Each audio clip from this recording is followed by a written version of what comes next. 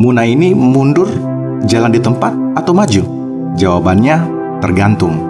Tergantung sudut pandang, angle kita masing-masing, dan kitanya, apakah kita berpikiran mundur atau berpikiran maju ke depan.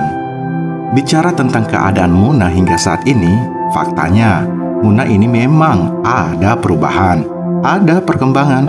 Berarti Muna ini maju pale. Oh, kalau itu tergantung, relatif. Bicara soal relatif, di fisika modern ada namanya teori relativitas. Penemunya itu Albert Einstein. Jadi dalam teori relativitas itu, untuk mengukur suatu kecepatan atau percepatan tergantung dari kerangka acuan. Jadi untuk mengukur suatu pergerakan bisa berbeda-beda berdasarkan kerangka acuan, berdasarkan di mana posisi kita, di mana sudut pandang kita. Contoh, ada orang lagi duduk-duduk di pinggir jalan. Dia lihat ada orang naik sepeda. Tidak lama setelah itu dia lihat ada mobil bus lewat, terus lambung orang yang naik sepeda itu. Nah, yang naik sepeda itu, dia lihat mobil makin jauh ke depan. Penumpang yang di dalam bus melihat di belakangnya ada sepeda makin mundur jauh ke belakang. Nah, dari contoh itu, ternyata sudut pandang orang yang duduk-duduk di pinggir jalan, yang naik sepeda, dan yang ada di dalam bus berbeda-beda. Jadi untuk melihat Muna ini tergantung kerangka acuan kita. Kalau kita lihat Muna berdasarkan keadaan di Muna 20-50 tahun yang lalu, ya Muna ini maju juga. Kalau kita melihat Muna ini berdasarkan realita yang kita rasakan di Muna saja, seperti kita naik kapal besar tanpa melihat keluar, kita tidak kerasa kapal ini dia laju dengan kecepatan berapa knot. Dia belok mana kita tidak tahu. Di dalam kapal, kita rasa semuanya konstan.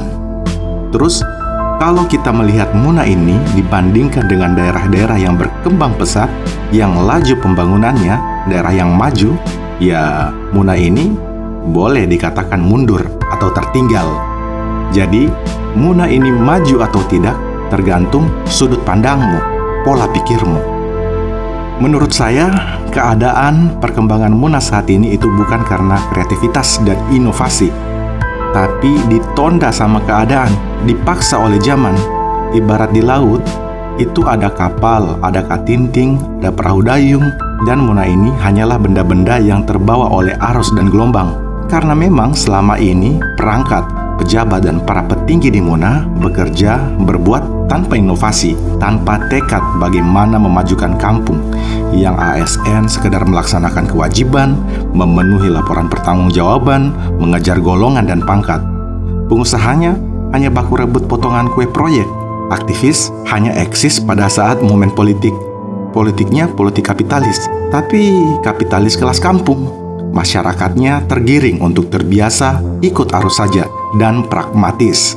Saya bukan bicara pesimis, tapi inilah realitas yang ada di kampung kita ini. Dibandingkan dengan daerah-daerah sebaya seumuran kita di Sultra, kita terbelakang dan bahkan kita sudah disaingi bahkan di lambung sama daerah-daerah yang baru. Kenapa Muna ini sepi putaran ekonominya? Susah lapangan kerja, tidak prospek untuk bangun usaha, karena kita sendiri yang buat keadaan seperti ini. Jalan satu-satunya untuk kita bangkit adalah ubah pola pikir, ubah paradigma dan mindset kita. Masyarakatnya, wakil rakyatnya, perangkat daerahnya, pejabatnya, politisi, dan pemimpin Muna ke depan harus mau tinggalkan kebiasaan lama. 2024 adalah momentum. Jangan salah lagi, harus bangkit.